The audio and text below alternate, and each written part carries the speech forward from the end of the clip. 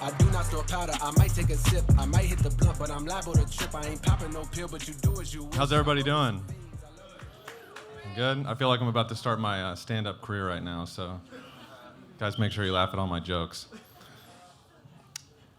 So thank you, John, for the intro. That's my background. I'm going to start talking about the company a little bit more. Cannasafe was founded in 2011 in Marietta, California. If you don't know where that's at, it's between Los Angeles and San Diego. It's a very small town. When I started, the lab was 400 square feet, and that was in 2016. So bring us to 2019, present day, and we have 13,000 square foot facility in Los Angeles. We're opening in Oregon. We're going to be open 5 or 6 labs next year. Cannasafe was founded in 2011. I wasn't part of that. In 2011, I started my cannabis career. I started in South Carolina. I was trying to get a distribution license, but they weren't giving them out, so I got arrested instead. But so that was a fun experience. It wasn't how it was supposed to go, but it really, what that did was it really helped me learn about the culture of cannabis. This whole outlaw culture, people that have been doing this for tens and dozens of years, and really bring the human element, which I know something Revel is trying to accomplish. Bring the human element into cannabis and really help relate with the culture and the community.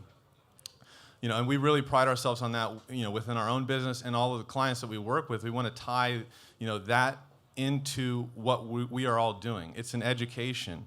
This is no longer something that you can get arrested, for doing. Well, you still can technically, but, that we shouldn't. It should be like alcohol, where you can go to the store and buy a product. It should be a medicine that's regulated and tested, and you can go and use it for an ailment that you may have.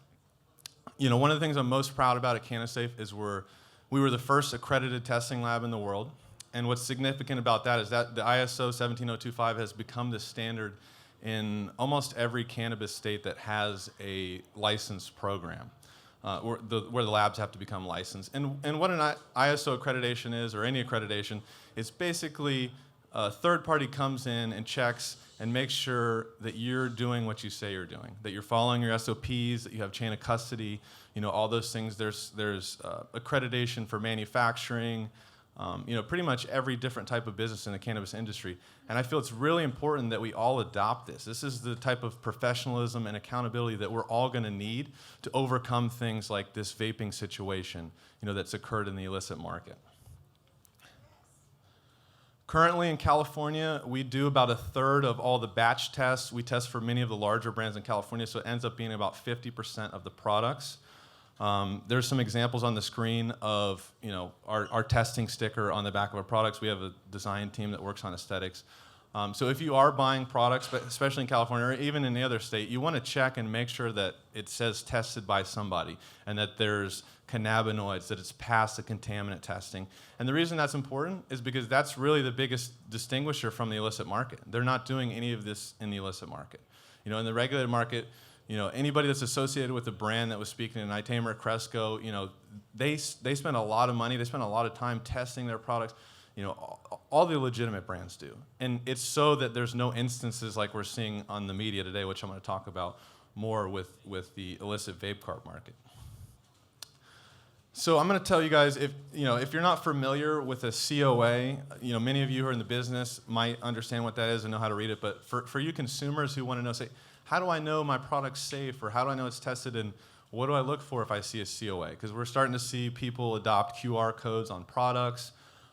People are using COAs to advertise on their Instagrams and their websites to basically show, hey, we've had a third-party lab test this, and this is what's in it. This is an example of our COA. Many COAs look the same. In the top here, we have a picture of the product on the left. That's the most important thing. If you've been in the CBD industry or hemp industry, it's more common than the cannabis industry. You've probably seen a COA with a different picture of a different product than somebody's trying to sell you. And that's, the first indicator that you're not getting a real COA. So first thing, look for picture of the product. Second thing, you can look over to the right. You can see the different tests that were completed. The total cannabinoids is in the upper left. All of the safety tests are in the other box. Obviously, you want to see pass. If you see any red on top of a COA, that's typically a bad thing. And a little secret for, many of the more prominent labs use QR codes on their COAs, which in turn businesses use on their products. That's in the bottom left. And that QR code actually takes you to our website or a lab's website, which is typically the best way to verify that a product is legitimate. What are some of the things that we're testing for on a COA? In California, we have the strictest testing regulations. Every batch of products is required to go through regulatory compliance testing. In that, we do cannabinoid testing, we test for terpenoids, we test for residual solvents, we test for 66 different pesticides, we test for microbials, which is mold, we test for mycotoxins, heavy metals, foreign matter, and then there's some other ancillary tests that we can do, but those are the required lot.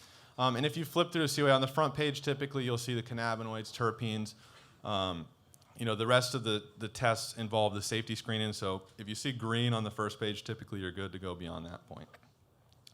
Cannabinoids and terpenes, why are they important? Well, it depends on what you're trying to accomplish. If you're trying to just relax or use a product during the day, you might want to use a CBD product. So when you're looking at the COA or test results, there's different things to be mindful of.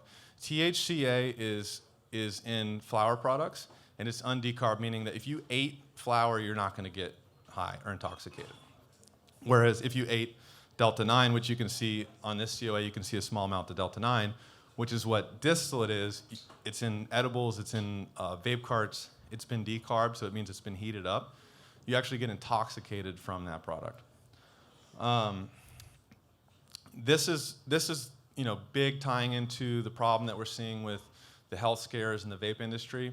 In California, I've always warned people the biggest problem with the illicit market is right now they're counterfeiting legitimate brands. So you can go to a licensed retailer and you can buy Heavy Hitters as a popular brand in California. You can buy a Heavy Hitters cartridge. It's been tested. It matches the label claim. It doesn't have vitamin E. It doesn't have pesticides. You can go downtown to the swap meet and buy Heavy Hitters, which costs $60 plus in a licensed dispensary. You can buy it for $10, and it's not the same Heavy Hitters. There's no label claim. There's a lot of vitamin E. There's a lot of pesticides, and that goes for some of the other products. Other prominent brands that are getting knocked off. Yeah. I'm gonna have my man down here hold the mic.